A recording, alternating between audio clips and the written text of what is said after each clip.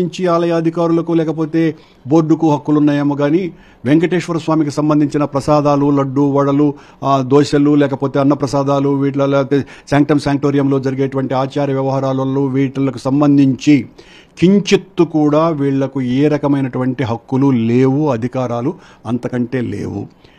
చంద్రబాబు నాయుడు గారి సమయంలో ఈ లడ్డూలకు సంబంధించి ఎవరైతే నెయ్యి, ఇతర అన్నానికి సంబంధించినటువంటి ముడి సరుకులు ఏవైతే ఉన్నాయో అవి సరఫరా చేస్తున్నారో వాళ్లే ఇప్పుడు కూడా సరఫరా చేస్తున్నారు. ఈ సిస్టమ్ కొత్తగా వచ్చింది కాదు. టీటీడీ బోర్డు ఏర్పడ్డప్పటి నుంచి కూడా ఈ సిస్టమ్ నడుస్తూనే ఉన్నది. కానీ చంద్రబాబు నాయుడు గారు గతంలో మేము అధికారంలో ఉన్నప్పుడు వెంకటేశ్వర స్వామిని వాడుకుంటే మనకు ఓట్లు ఎక్కువ వస్తాయి అన్నటువంటి ఆలోచనతోటి ఆయన ఇష్టం వచ్చినట్టుగా పెట్టరేగిపోయి కొండ మీదంతా అపచారమే జరుగుతుంది, అనాచారమే జరుగుతుంది, అంతా అన్యాయము, మోసము, దౌర్జన్యమే జరుగుతుంది.